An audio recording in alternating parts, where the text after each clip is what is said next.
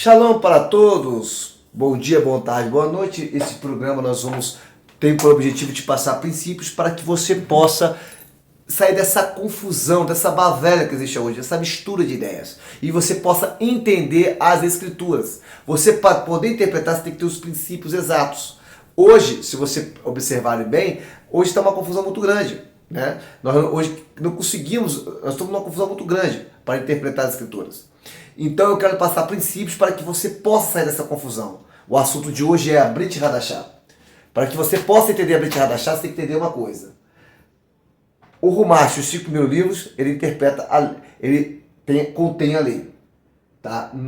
Já os Nevelim, os profetas, que eu separo tudo em profetas, que falam por inspiração, todas as situações, todos os provérbios, tudo feito pelos reis, porque os reis também eram os profetas. Eram profetas, porque falavam por inspiração.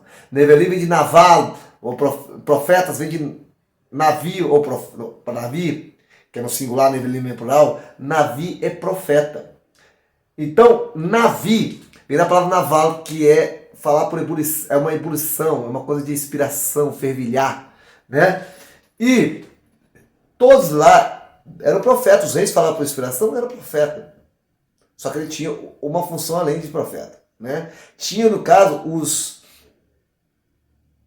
sacerdotes, eles eram profetas, entendeu? Só que o que tinha o ofício especificamente de profetas era diferente, não era simplesmente, ele não só fazia, ele só fazia profecia, é justamente falar o que o Criador quer, tá? Então vamos lá.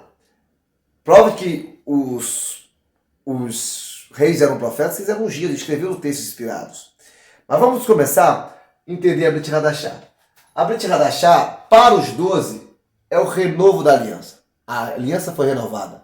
A lei dada no Sinai foi renovada. Para Paulo, há uma nova aliança. Para Paulo, a lei acabou. Aquela aliança, ela caducou. Tem que ter uma nova aliança. Mas, se você tem que entender essa diferença, para entender o que os 12 dizem. Por exemplo, nós vamos entender que os 12 dizem o seguinte. Olha só, Jacob, Tiago 2,11 diz: porque aquele que disse, não cometerás adultério, também disse, não matarás. E tu, pois, não cometerás adultério, não cometeres adultério, mas matares, está feito transgressor da lei. Tá vendo? Assim falai e assim procedei, como devemos ser julgados pela lei, tá vendo? Assim que você fala com uma lei, procede com uma lei, porque você vai ser procedido pela lei, vai ser julgado pela lei. Tá bom? Então você pratica a lei, porque é por esse parâmetro que você vai ser julgado. Olha aqui, Tiago 4,7. Sujeitai-vos, pois, a Eloá, resistis ao diabo, e ele fugirá de vós. Humilhai-vos, pois, perante a Jeová, e ele vos exaltará. 4,7, ó. Agora o 10. Humilhai-vos, pois, perante Jeová, e ele vos resultará. 4,10, ó. Irmão, não falei mal uns dos outros. Quem fala mal do irmão, julga seu irmão. Fala mal da lei e julga a lei. E tu julgares a lei, já não é observador da lei. Tá vendo? Então você não deve falar mal do teu irmão, você deve praticar a lei, não deve julgar, né? Olha aqui, ó. Então, se você falar mal do teu irmão, tu já não observa a lei. Então, o que eles observavam, a ideia era essa, a discussão era essa. Olha, 1 João 3,4. Qualquer que pratica a lei, pratica o pecado, também transgride a lei. Porque o pecado é a transgressão da lei. Então, lógico que João não estava te ensinando que vem pecado. A lei que diz o que é pecado, então a lei era a regra de fé. Olha, Matitia, o Mateus escreve que Yehoshua, Jesus falava: mestre, qual é o grande mandamento na lei? E Yehoshua disse: amarás o Senhor teu Elohim de todo o teu coração, de toda a tua alma e todo o teu pensamento. Este é o primeiro grande mandamento. Olha aí, ó. O segundo, semelhante a este, amarás o teu próximo como a ti mesmo. Destes 2 mandamentos depende toda a lei e os profetas. Então você não tem que amar o próximo como a ti mesmo? Então, se você tem, esse é um dos mandamentos da lei. Yehoshua estava mandando você praticar. Então mandava você praticar a lei. Já Paulo, vamos lá, olha o que Paulo fala. Mas agora se manifestou sem a lei a justiça de Eloá, tendo testemunho da lei e dos profetas. Segundo ele, já estava na lei dos profetas que iam se manifestar sem lei. Eloá ia se manifestar a justiça de Eloá, né? Inclusive que a lei já estava profetizando isso. Ó, porque até a lei estava o pecado no mundo, mas o pecado não é imputado, não havendo lei. Então você tem que entender que que a lei, se a lei não é pecado, então para ele acabou, olha. Porque a lei, segundo ele, Cristo acaba com a lei, então por isso acaba o seu pecado. Te tira da lei. Porque a lei, ó, a lei do Espírito é vida.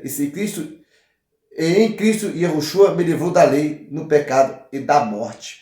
Olha aqui, segundo ele, Cristo nos livra da lei. É o que eu estou falando. Se tira da lei, então a lei não pode condenar mais, então não há mais pecado, porque só há pecado porque a lei diz que é pecado. Ó o que Paulo disse, esse foi 8:2 de Romanos que eu falei, né? E 5:3 de Romanos anterior, né? Porque a lei estava no pecado no mundo, mas o pecado não é imputado e não havendo lei, tá vendo? 5:3 de Romanos. Agora, Gálatas 2:19, olha o que ele fala, ó.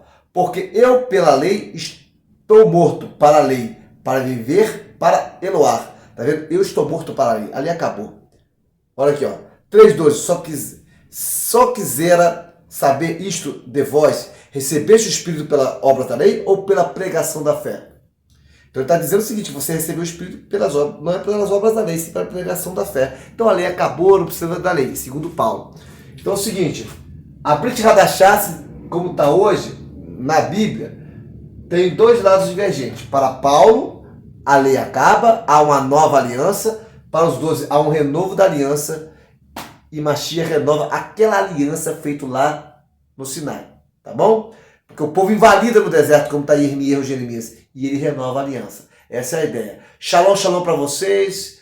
A graça de Eloá esteja com vocês. Amém.